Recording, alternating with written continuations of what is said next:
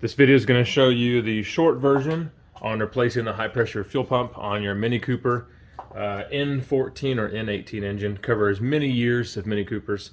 Sounds like a little bit of a daunting task, high pressure fuel pump, especially if you're from like the diesel world. You could think that's going to be a pretty big job, but really it's not. There's only a few tools that you need.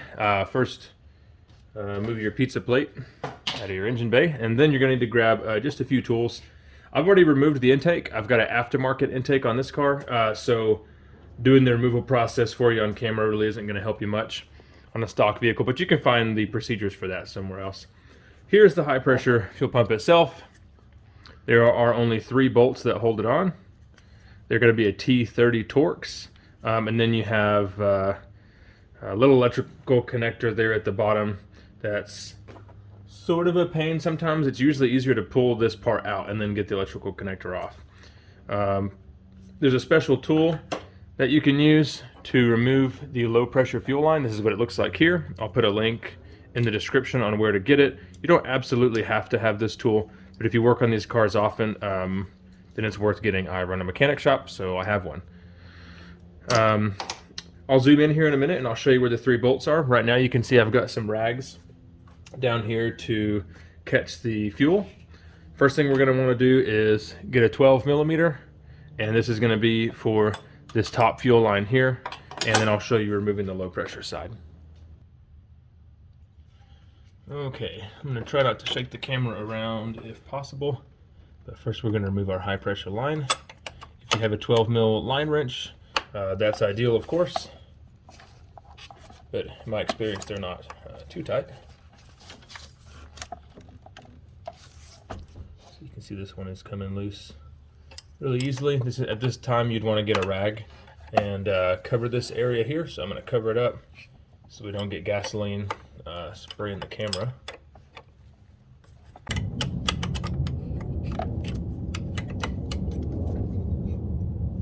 Okay, so once you have it all the way out, this little piece will slide around and you can pull it back. Okay, so I've got my tool around it. I'm just going to pinch it together and push it back. You don't even have to use this.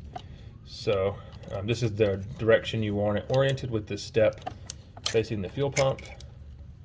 And all I did was close it like this, and I just pinched the tool closed. And see those little 2 prongs?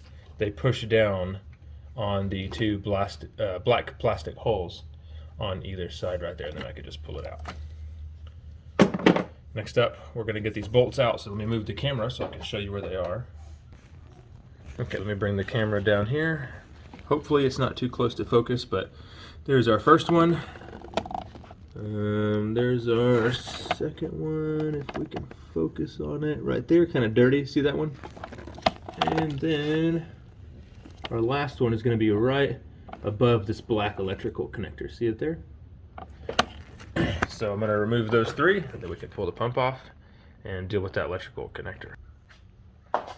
There really isn't anything special about getting these off. T30 Torx.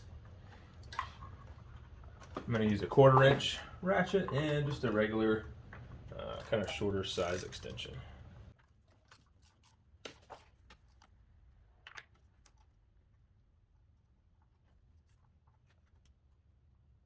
Okay, there's one. Bottom ones are kind of hard to get to. It's up to you. If you want to get some kind of magnet and stick it down in there, it may help you out so you don't lose them.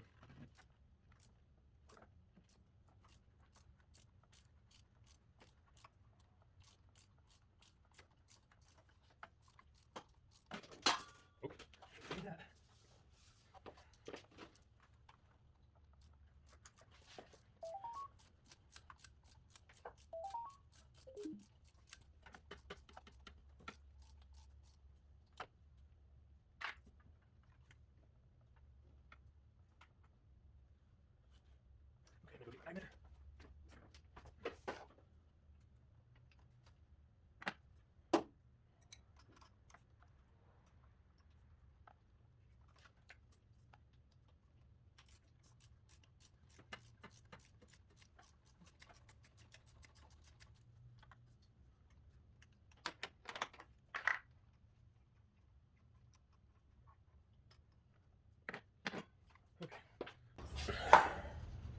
Just going to wiggle and pull out. and we can get this connector here. It's very easy once this is out. If you try to do it in place, it's going to really fight you. You're going to want to pinch these two ears side to side and just wiggle and pull it off. I may have to use a screwdriver.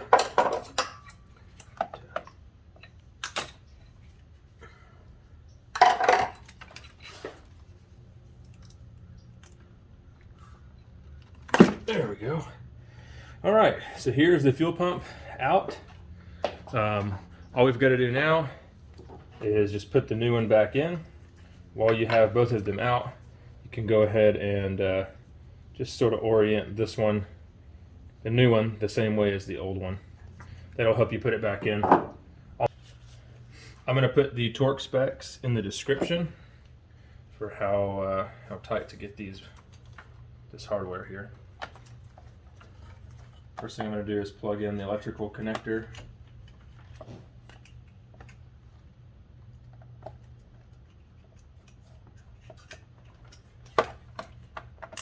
There we go. Make sure you hear 2 clicks. Go ahead and pull these off. These are going to be just keeping it so no junk gets in the fuel pump. And we'll slide it into place.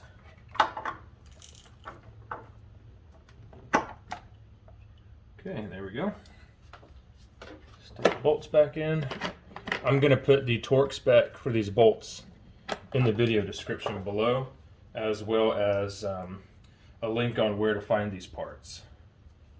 You don't have to use my links to buy the parts, but at least you can use those links to find the part numbers for the fuel line tool in this piece here, and you can buy it wherever you like.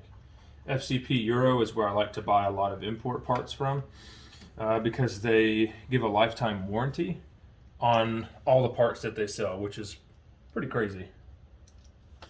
Okay, so once we have all 3 bolts torqued, all we've got to do is just start the high pressure fuel line into the fuel pump. I'm going to use this little piece right here. Just push it forward into the pump and start threading it in. Be careful, you can cross thread it. It's not very easy to cross thread it, so don't really stress about it, but just keep it mindful. If you move this high pressure line in a weird direction, you could kink it and it'll have a new angle, and it may be really difficult to get the threads started straight. So just make sure you don't push it around too much. For the low pressure line, we're just going to push it on until it clicks, and then that's it. Besides that, you're just going to put your intake back on and you're ready to rock. If you have any questions, put them in the comments. Thanks for watching.